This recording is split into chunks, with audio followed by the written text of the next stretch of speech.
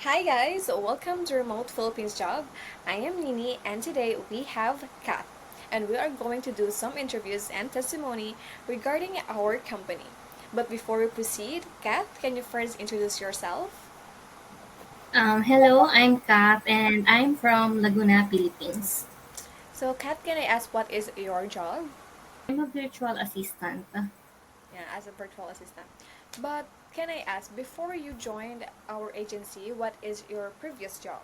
Ano yung Uh, my work mo? previous okay, my previous job is I was a sales and admin support in a corporate company.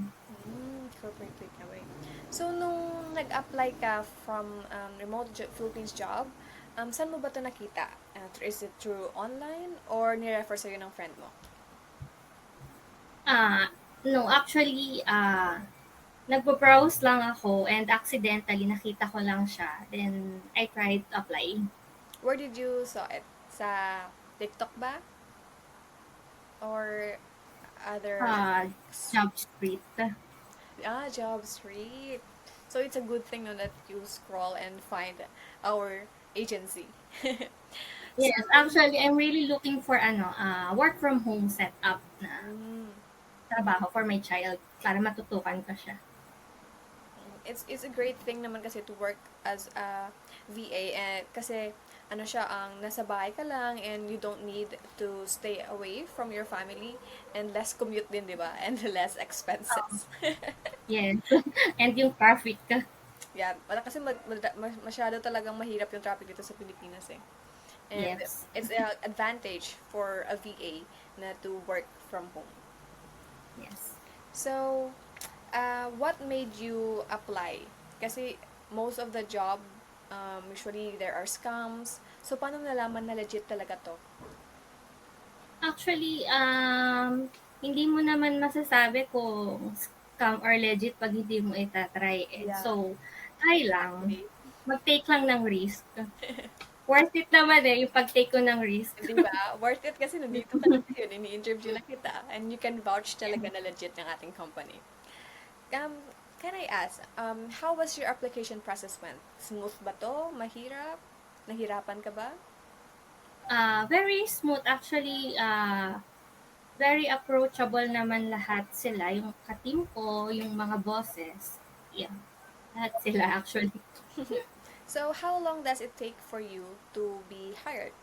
Like, after the interview ba, na-hired ka agad? Or you wait for months or weeks? Or even days?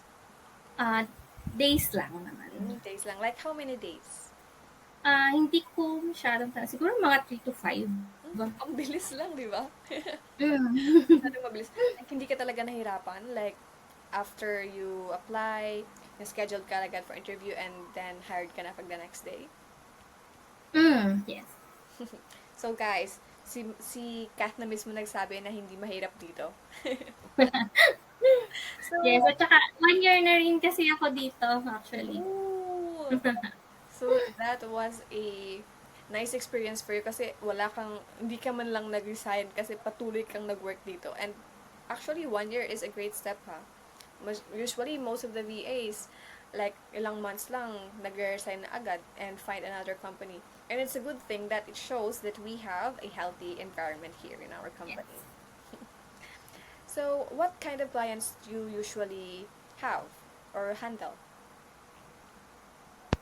Sa clients, ah, sorry, Go na po. yung sa clients as in yung sa work ko ngayon. Yes po, ano pong klaseng mga clients hina-handle mo? Like, what kind of work or responsibility yung ginagawa Mm. mo? Sa ngayon, ang ginagawa ko is more on scheduling and updating ng mga trackers tsaka support sa teams kung ano yung mga needs nila Okay, so, do you work alone ba or with a team? with the team. So, what is your favorite routine as working as a virtual assistant? Like, as someone na nagmamanage ng time, ano yung pinaka-favorite mo na routine doon? Actually, ang pinaka-favorite ko talaga is matapos yung work ng ma-update mo lahat kasi it feels satisfying. Yes, na walang mga nakalinya na ng mga to-do list, 'di ba? Like lahat naka-check. Mm. So Yes. it's really fulfilling to close all the tabs at lahat ng mga need na natapos within this day is lahat naka-check.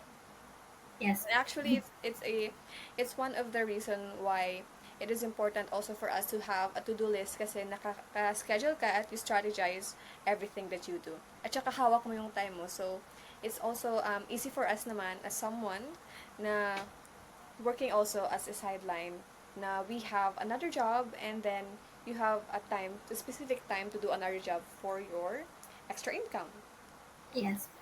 So, do you have any opportunities for promotion since you started? Since nag 1 year ka na? Ah, yes, kasi 'pag nakita naman nila na okay ka or nagagawa mo yung trabaho mo ng ayos, nagbibigay sila ng promotions, Options, yes. uh, salary increase, and additional responsibilities. So, that's one of our benefits pa. So, hindi pa nila yan malalaman if they don't try to apply here in our company, right? Yes po. So, what can you say about our bosses or our teammates or the Ah, culture here in our agency? sa teammates, okay naman sila, mababait naman, approachable. And sa bosses, wala akong masabi kasi sobra silang mag-compliment lalo 'pag nagagawa mo ng ayos yung trabaho mo, which is nakaka-boost ng confidence. Yes. Mas And nai-inspire ka, di ba? yes, tapos kung hindi hindi naman ano, kung may konting pagkakamali ka naman, 'di naman sila nagagalit, ine-explain nila ng ayos sa'yo para ano rin yun, eh, way Constructive para matuto criticism. ka. Yes. So that we can grow not just personally but also professionally. Yes. So one last question. If someone is watching this and thinking na legit ba to or we're just doing this skit, ano yung maa-advise mo sa kanila that we are not scam and talagang super vouch ang ganitong company? 100% legit na legit. Kasi 1 year na nga ako dito. So, Yes. hindi naman ako tatagal dito kung ini-scam lang ako. Tama. Si Kat na mismo nagsabi nun ha, hindi siya magtatagal daw if hindi siya naka 1 year dito. Yes. So that's it. That's all, Kath. Thank you for giving your time and being interviewed today, and also for allowing us to know your experience as a virtual assistant here in our company. So thank you so much, and have a good day. Thank you. Nice meeting you. Nice meeting you po.